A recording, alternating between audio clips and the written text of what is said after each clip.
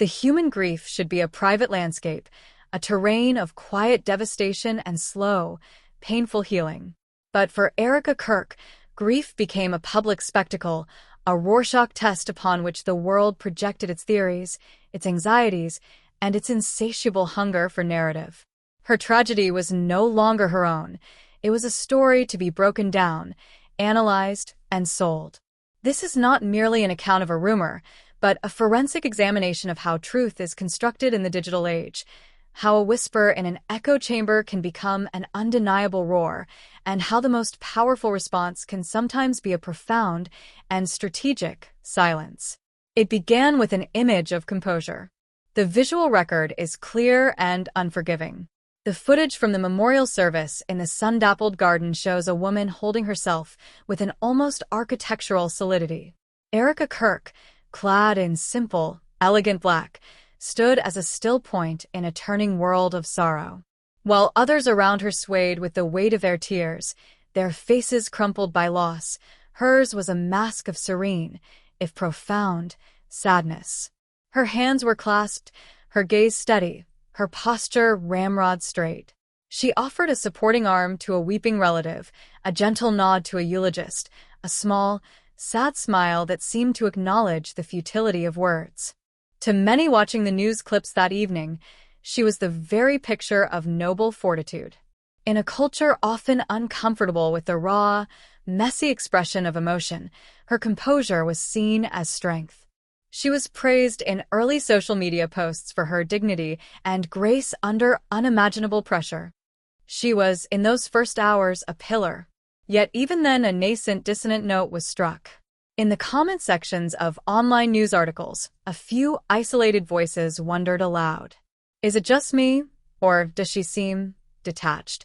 One comment read, "My heart breaks for her, but I can't imagine not breaking down," said another. These were not accusations. They were expressions of a confused empathy, a recognition that her grief did not perform in the way we have been taught grief should perform. They were the first, almost imperceptible cracks in the foundation, soon to be widened by a seismic force. The catalyst arrived in the form of 7 words uttered in a digital ocean. Joe Rogan's podcast, The Joe Rogan Experience, is a cultural behemoth, a sprawling, often meandering forum for conversations that span comedy, science, philosophy, and conspiracy. It is a space where ideas are tossed out, examined, and frequently abandoned as the conversation flows onward. Context is the soul of the show. The internet, however, thrives on decontextualization. During a wide-ranging discussion with a guest about the psychology of public figures, the topic drifted to the peculiar pressures of grieving in the spotlight. Rogan, leaning back in his chair, mused aloud. "It's a crazy thing, man. The way people process things. You see someone like Erika Kirk, right? At the service. Just calm. And you gotta wonder, in a situation that chaotic, that tragic, what really goes through a person's mind." He took a sip from his iconic mug, his expression one of genuine, if casual, curiosity. "I'm not saying anything. I'm just saying, it makes you wonder." In the full 3-hour video, the remark was a passing thought, a moment of philosophical pondering. But within hours, it was no longer part of a conversation. It was a standalone product. Digital alchemists went to work. Using sophisticated editing software, they isolated the 11-second clip. They cleaned the audio, removing background noise to make Rogan's voice intimate, direct. They applied a subtle slow-motion effect to his thoughtful expression, making his pause seem more significant, more loaded. They layered the clip over a backdrop of the memorial service footage, creating a jarring, editorial juxtaposition. Ominous, ambient music swelled underneath. The on-screen text, rendered in a bold, dramatic font, declared, "Joe Rogan questions Erika Kirk's calm demeanor." The product was complete. It was perfectly optimized for the TikTok attention economy, short, provocative, and emotionally charged. It was not news. It was an argument in video form. And it was incendiary. This digital match struck kindling that was already bone-dry. We live in an era of deep-seated institutional distrust. From political machinations to corporate cover-ups, the public has grown accustomed to the idea that the official story is often a carefully constructed facade. This pervasive skepticism, a useful tool for holding power to account, can also curdle into a corrosive cynicism that views every public figure as a potential actor in a hidden drama. Furthermore, the true crime genre has culturally trained millions to become armchair detectives. We are adept at dissecting timelines, analyzing motives, and searching for the tell that reveals the hidden truth. This mindset, when applied not to a closed criminal case but to the raw, unstructured reality of a human being's worst moment, becomes a dangerous game. The lack of evidence becomes evidence of a cover-up. The absence of a performance becomes a performance in itself. And so, when the edited Rogan clip flooded feeds, it landed in a world perfectly primed to receive it not as a question, but as a key. It validated the vague, unarticulated unease some had felt watching Erika Kirk. It gave them permission to voice their doubts, to don the virtual deerstalker hat, and begin the investigation. What followed was an inferno, an ecosystem of speculation that ignited across multiple digital platforms, each with its own unique culture and methods of amplification. On TikTok, the format was comparison and implication. Side-by-side videos contrasted clips of other public figures weeping openly at funerals with Erika's stoic footage. The text overlays were masterpieces of leading questioning, real grief versus calculated composure, or what is she hiding? The algorithm, indifferent to truth, rewarded engagement, pushing the most provocative edits to the top of millions of For You pages. On YouTube, a cottage industry of analysis sprang up overnight. Body language experts, a controversial and largely unregulated field, produced lengthy videos with telestrators circling Erika's crossed arms, interpreted as defensive, her lack of tear duct swelling, suggesting an absence of real crying, and micro-expressions around her mouth that were labeled as contempt or suppressed smirks. These videos, cloaked in the language of pseudoscience, lent a veneer of academic credibility to the growing suspicion. Reddit became the central nervous system for the conspiracy. The subreddit dedicated to the topic, which quickly garnered hundreds of thousands of members, was a hive of collaborative investigation. Users posted intricate timelines, zoomed-in photographs, and deep dives into the backgrounds of Erika's associates. They dissected every public record they could find, from property deeds to old corporate filings, searching for any anomaly. The 2-hour gap in her timeline on the day of the tragedy became a central pillar of the theory, an unexplained period that, in the absence of information, was filled with the most sinister of possibilities. Twitter served as the public square and the war room. The phrase, "What does Erika know?" began trending globally. The discourse was a brutal, binary war. Two distinct camps emerged, hardening their positions by the minute. The first camp, the defenders, saw a grieving woman being brutally harassed by an online mob. Their arguments were rooted in empathy and a critique of the process. "Since when is strength a crime?" became a common refrain. They pointed to the misogynistic undertones of the criticism, the expectation that a woman must perform her grief in a specific, emotionally volatile way to be deemed authentic. They argued that shock manifests differently in everyone. Some people become hysterical, others become numb and hyper-focused. They saw Erika's silence not as an admission of guilt, but as a necessary shield against the unimaginable pain of her loss, compounded by the viciousness of the accusations. They accused the Rogan clip of being maliciously edited, and the online sleuths of engaging in a 21st century witch hunt. The second camp, the skeptics, believed they were pursuing a truth that a powerful individual and her PR team were trying to obscure.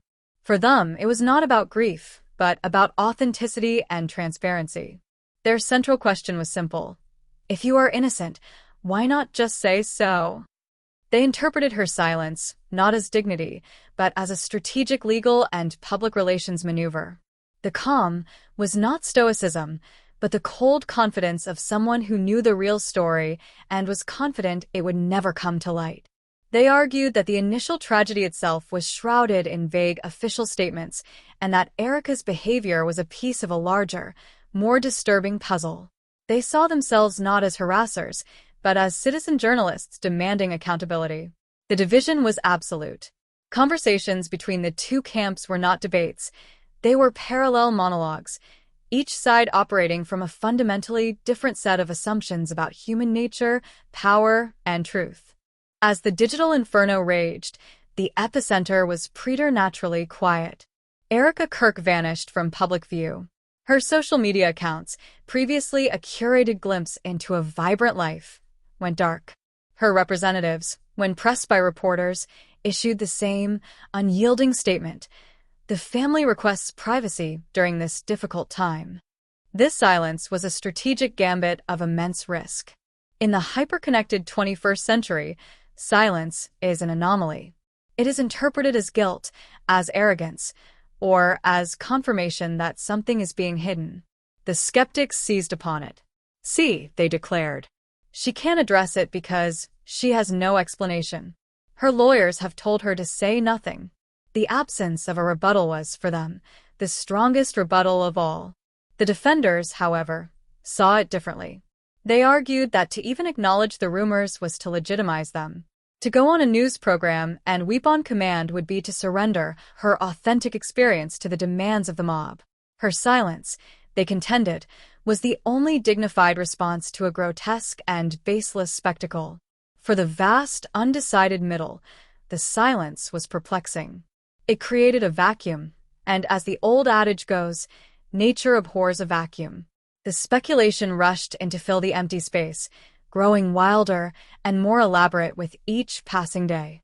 The story was no longer being driven by facts, but by the lack of them. The pressure reached a crescendo. Mainstream news outlets, initially cautious, began running segments debating the ethics of the online rumor mill. The story had jumped from the digital fringe to the center of the cultural conversation. It was at this moment, when the noise seemed unbearable, that Erika Kirk chose to speak. She did not do so on a primetime news show. She did not grant an exclusive interview to a friendly journalist. Instead, she released a 6-minute and 14-second video, filmed simply and directly from what appeared to be her home library. The production was stark, almost amateurish in its simplicity, which lent it an air of authenticity. There was no soft-focus lens, no makeup artist, no teleprompter. Erika Kirk looked directly into the camera, her face pale and etched with a weariness that no actor could convincingly mimic. "Hello," she began, her voice soft but steady. "I know there's been a lot of noise." It was an understatement of monumental proportions. She did not mention Joe Rogan. She did not mention the body language experts, the Reddit threads, or the trending hashtags. She refused to even name the beast that was trying to consume her. By doing so, she denied it oxygen. "I want to thank you, from the bottom of my heart, for the outpouring of support," she continued. "Your messages, your letters, they have been a light in a very, very dark time." She was speaking past the accusers, directly to her defenders. She was building a bridge of solidarity with those who had shown her kindness, effectively ignoring the screams from the other side of the chasm. Then, she addressed the core of the issue, though never directly. "I also know that there are questions. There are stories. And I understand that. In the face of the unexplainable, we all search for answers. We try to find a shape for the void." This was a moment of breathtaking psychological intelligence. Rather than becoming defensive, she was expressing empathy for the very impulse that was destroying her peace. She was validating the human need for narrative, thereby disarming the accusation that she was being evasive. She positioned herself not as an adversary, but as a fellow human being who also wished for answers in the face of tragedy. "What I can tell you is that grief is not a performance," she said, her gaze unwavering. "It is a solitary, terrifying journey. Some people weep, some people rage, and some people become very, very quiet. They focus on the next minute, the next breath, just to keep the world from falling apart. My focus has been on my family, on protecting what little peace we can salvage." Here, she provided a plausible, human, and emotionally resonant explanation for her composure. It was not a denial, it was a description. It was an invitation to understand a different kind of pain, one that is internal, silent, and focused on survival. As she spoke the final words, a single tear escaped, tracing a slow path down her cheek. She did not wipe it away. I am not a symbol.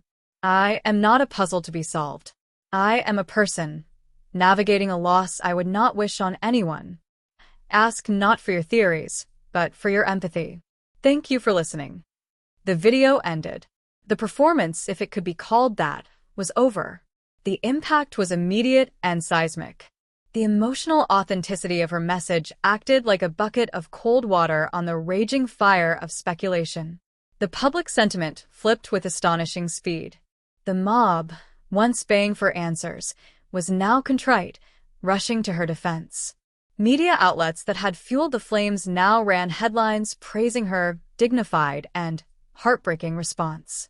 The narrative had been reclaimed, not with fire, but with a quiet, devastating grace. Prominent skeptics publicly recanted their previous positions. The YouTube body language expert posted a new video titled Erika Kirk, a display of authentic grief. My analysis, which concluded that her vocal tremors, genuine eye contact, and the single, uncontrolled tear were all hallmarks of profound, real sorrow.